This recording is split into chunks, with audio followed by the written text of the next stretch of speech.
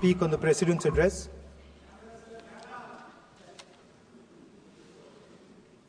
Camera. Thank you. Double thank you, sir.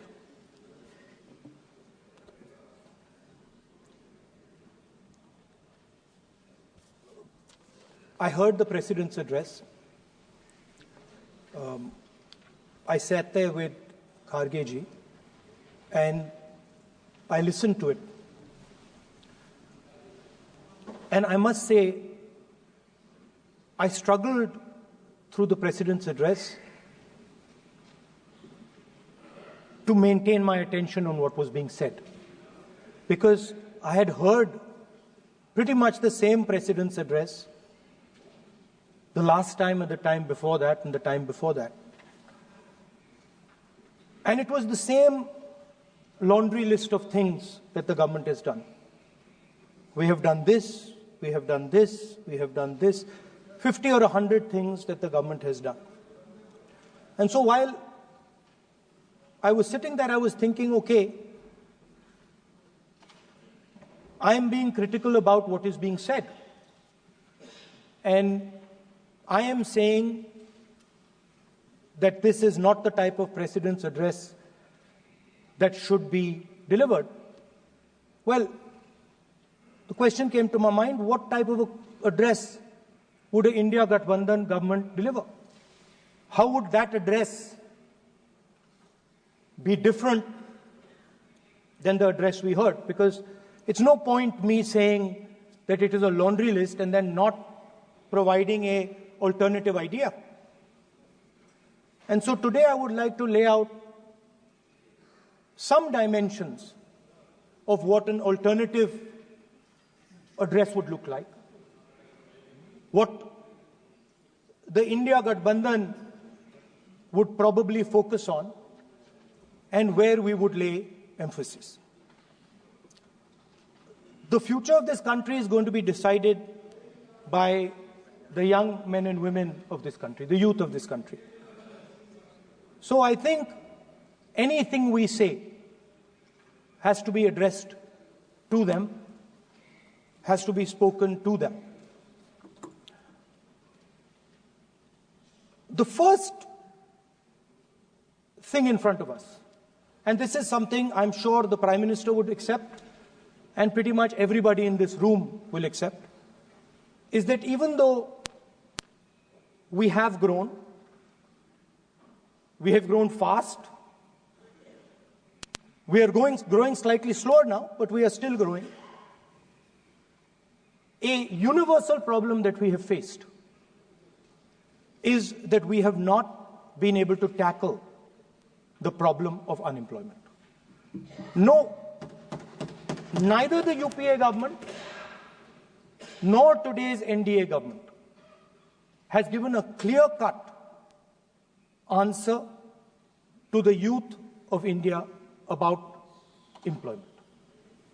I don't think anybody in this room will disagree with me. I'll give a little statistic for the Prime Minister. The Prime Minister, something I would agree with directionally. The Prime Minister proposed the Make in India program. I think a good idea. We saw the statues, we saw the functions, we saw the so-called investment, and the result is right in front of me. Manufacturing fell from 15.3% of GDP in 2014 to 12.6% of GDP today. That is the lowest share of manufacturing in 60 years. I'm not even blaming the Prime Minister, because I think it would not be fair to say he didn't try. I could say that the Prime Minister tried, and I think conceptually Make in India was a good idea, but it's pretty clear that he failed, because manufacturing went from 15.3% of GDP to 12.6%. So the first question that any alternative vision would answer to the youngsters of our country is, okay, what and how are we going to solve this problem of employment. Any country basically organizes two things. You can organize consumption, and then you can organize production. Modern way of saying organizing consumption is services.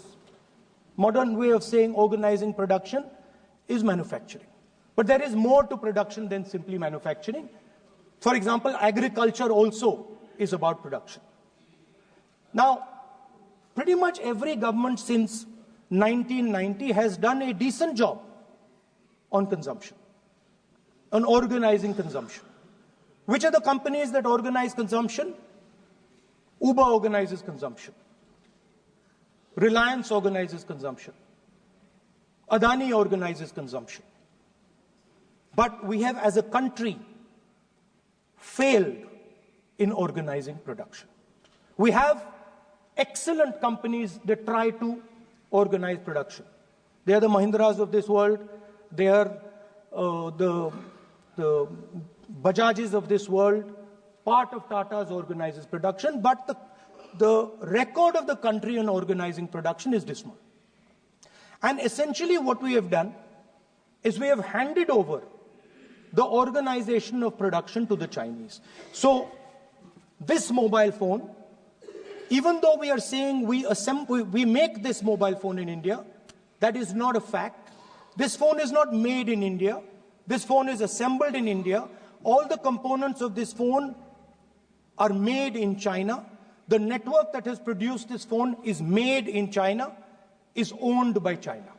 So every time we use a phone, every time we wear a Chinese shirt, a Bangladeshi shirt, every time we wear a pair of Chinese sneakers, we are paying a tax to China. Because some Chinese youngster is earning a salary to make or to produce that product. So the first message I would give in a presidential address would be that India has to focus completely on production. Because if we do not focus on production and we continue to focus only on consumption, we will find that we will run huge deficits, we will increase inequality, and eventually we will run into a serious problem. Social problem because of unemployment, which we are already facing.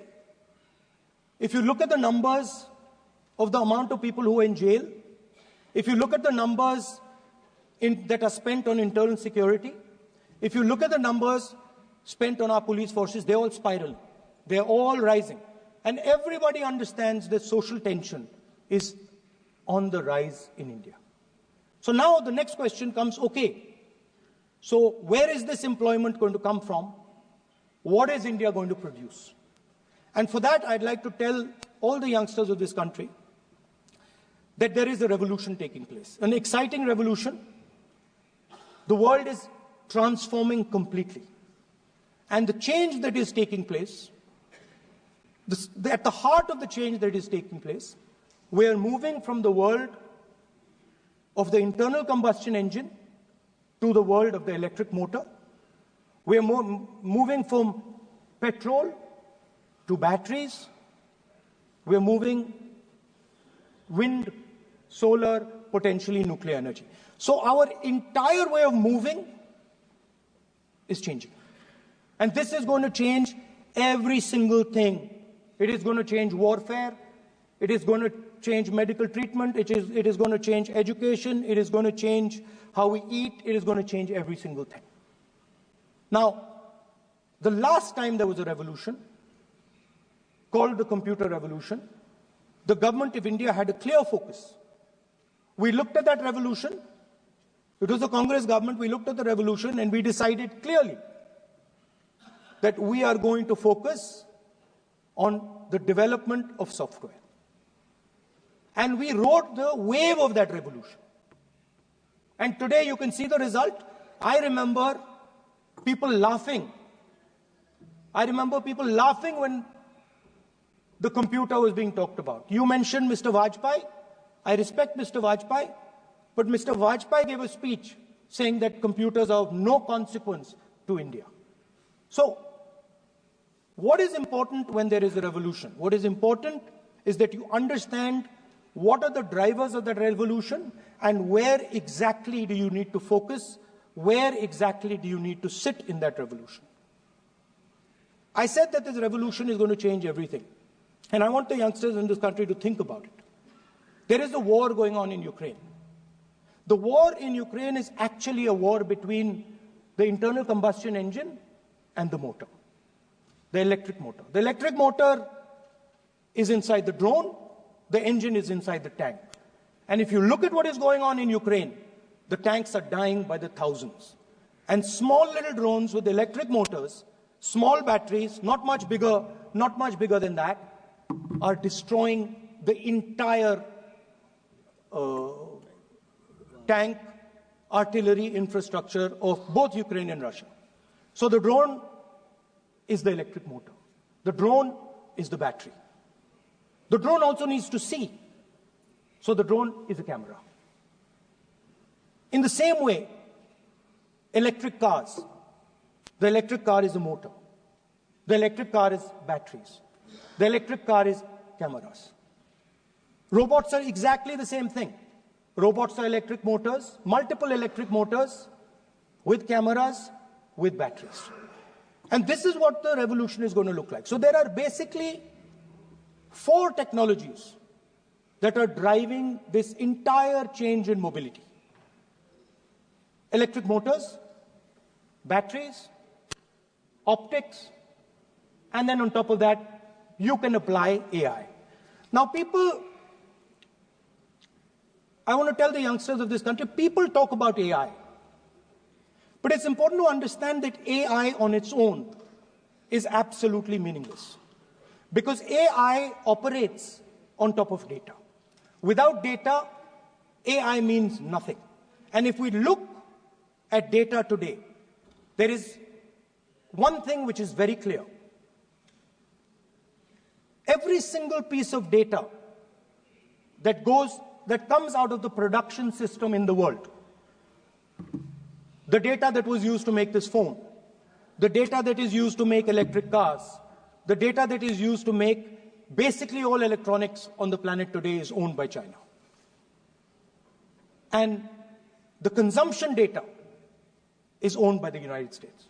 In China, the consumption data is owned by China, but in India, companies like Google, companies like Facebook, companies like Instagram, X, they own our consumption data. So if India wants to talk about AI, it has to first answer the question, what data is going to power that AI? And the answer today is India does not have that data. Neither does India have production data, neither does India have consumption data. We have handed our consumption data to the big American companies, and the production data we don't have anyway. So what would that vision look like? The first thing, we would start getting youngsters excited about this revolution. We would start to introduce the idea of a completely new way of moving, a complete revolution in how things move. We would start teaching our children in schools about batteries, about electric motors, about how these things combine, about how drones, robots, electric cars are structured, how they will work together. And most important, we have to start building a production network so that we can get access to production data. Now, what would we focus on? We would not give you a laundry list.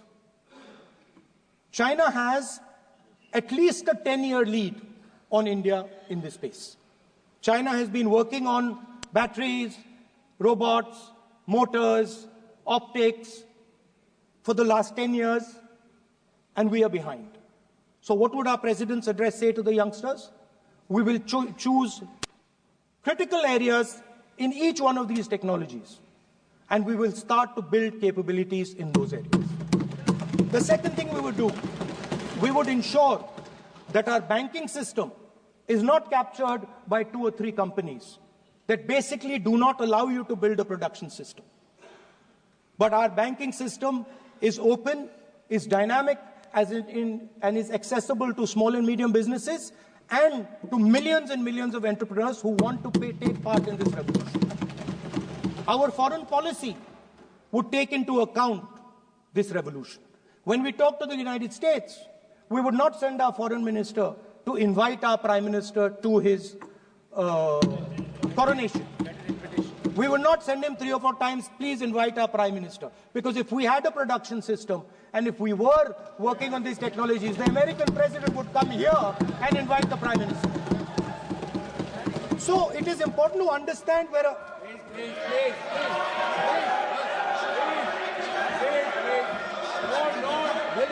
Foreign policy.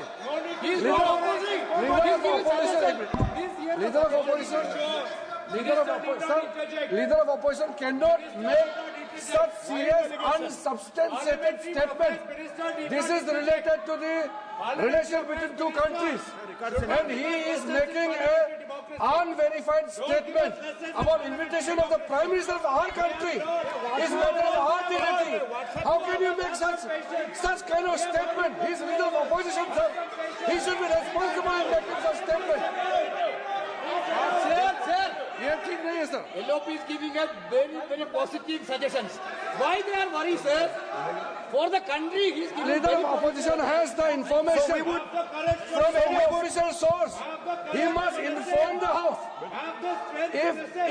If leader of opposition has the information, please inform the House. Okay. Who has told you that foreign ministers visited for the purpose which you have mentioned? You must specify it. So. I'm sorry that disturbed you, that question. I apologize for disturbing your peace of mind. It's okay.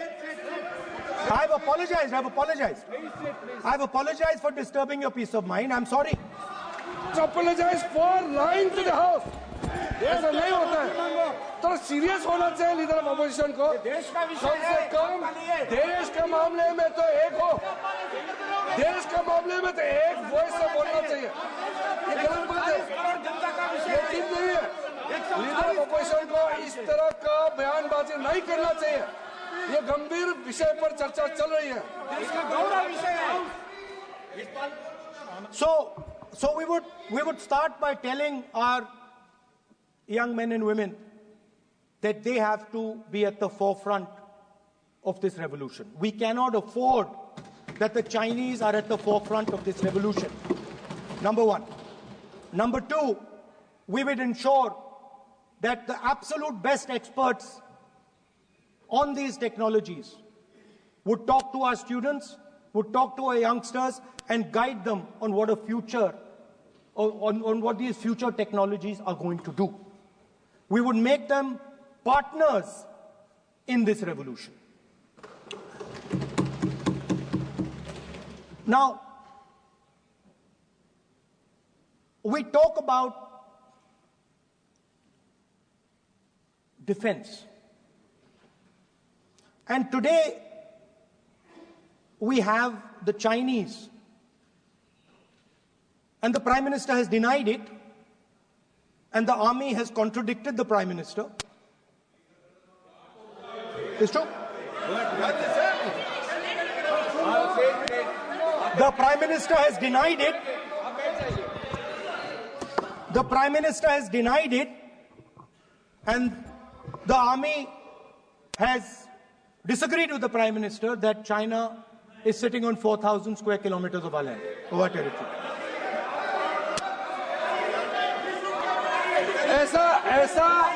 ऐसा इस सदन में अब मन चाहे बात नहीं बोल सकते हैं. ये बिल्कुल ठीक नहीं है सर. ये सीरियस मामला है. आप फॉरेन पॉलिसी पे, बॉर्डर इश्यू पर आप अपना कैसे मजाक बात कर सकते हैं? अपना मन कहानी आप बना के बोल रहे हैं. ये तो बहुत सीरियस मामला है. प्रदेश प्रतिपक्ष के नेता जो आप विषय बोल रहे हैं, जो विषय आप बोल रहे हैं, उसके तथ्यों को let me speak. सदन के पटल पे रखना. आप पानी अनुरोध है, लीडर ऑफ अपोजिशन बोलिए, हम लोग शांति से सुनेंगे. ये आपका अधिकार है बोलने का, मगर आप मन चाहे ऐसा सीरियस इशू पे कैसे बोल सकते हैं? ये सीरियस मामला है। आप सदन में बोल रहे हैं, डिप्लोमेसी से बोलते हो, फॉरेन मिनिस्टर का बात बोल देते हो, सीमा का बात ऑफिशियल वर्जन से अलग बात करते हैं। ऐसा मत बोलिए, ये देश के लिए ठीक नहीं है। महत्वपूर्ण विषय है। आपको सीरियस होना पड़ेगा लीडर ऑफ ऑपोजिशन। ये गंभीर मामले को आप ऐसा